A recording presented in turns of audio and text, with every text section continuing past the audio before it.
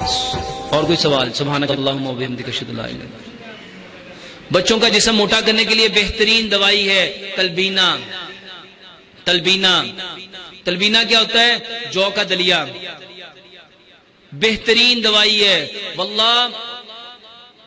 آپ سن کے حیران رہو گے، ہم سے عقل مند گورے ہیں جو اس کا اتنا اہتمام کرتے ہیں، مسلمانوں بیچاروں کو پتہ ہی نہیں۔ بتانے والے پیارے پیغمبر جناب محمد صلی اللہ علیہ وآلہ وسلم۔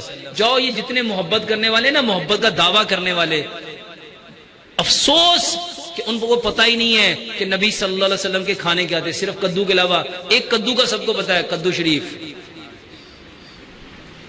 اور اس کے علاوہ جو کھانے محمد رسول اللہ صلی اللہ علیہ وسلم کھایا کرتے تھے، یہ جو سرید ہے نا، آپ کا فرمان ہے یہ پٹھوں کو طاقت دیتا ہے، دل کو تقویت دیتا ہے، نظر کو تقویت دیتا ہے، دماغ کو تقویت دیتا ہے، پٹھوں کو قوت دیتا ہے، ہڈیوں کو مضبوط کرتا ہے۔ سرید ہوتا کیا ہے؟ وہ شوربہ کیسے بنتا ہے؟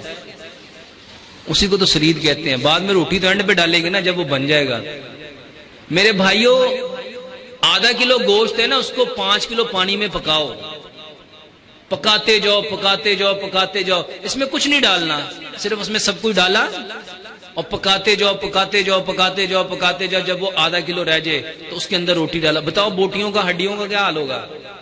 ہڈیوں کا کیلشیم تک اس پانی میں آ جائے گا۔ اب بتاؤ وہ کتنا طاقتور شوربہ ہوگا۔ اس میں نبی صلی اللہ علیہ وسلم نے حکم دیا کہ اس میں شوربہ ملاؤ، اس میں روٹی ملاؤ، پھر اس کو گلاؤ اور وہ کھاؤ۔ ہاں، اپنی ضرورت کے مطابق ڈالو، حسب ذائقہ وہ ڈالو۔ لیکن ساری چیزوں ہم کیا کرتے ہیں؟ ہم تو گھی میں پن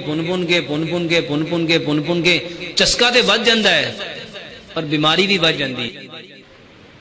آپ سن کے حیران ہوں گے، ایک ملک ایسا ہے، اس کو سمپل سمجھو، جب چیز کو فطرت سے ہٹا دو گے، جب چیز کو فطرت سے ہٹا دو گے تو سچ بتاؤ کیا وہ تمہیں نفع دے گی؟ ایک ملک ایسا ہے وہاں پہ ہر چیز فطرت کے مطابق کھائی جاتی ہے، بتا سکتا کون سا ہوگا؟ ہاں جی، دیکھو بابیاں نو ہی پتا ہے، چائنا۔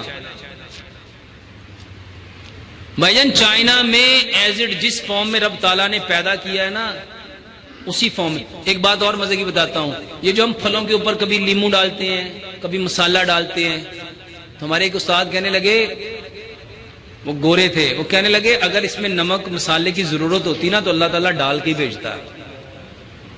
پھل کو اسی حالت میں کھاؤ جس حالت میں رب نے دیا ہے۔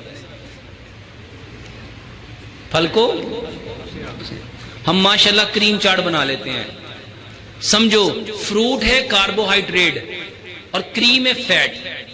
فیٹ کو ہضم ہونے کے لیے 6 گھنٹے چاہیے، کاربوہائیڈریٹ کو ہضم ہونے کے لیے 3 گھنٹے چاہیے۔ اب جب تم نے اس کو مکس کر دیا تو میدا کس کو ہضم کرے گا؟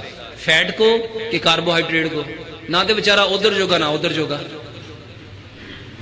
اسی لیے نبی صلی اللہ علیہ وسلم کا معمول اگر دیکھو گے، ایک وقت میں ایک کھانا کھایا کرتے تھے۔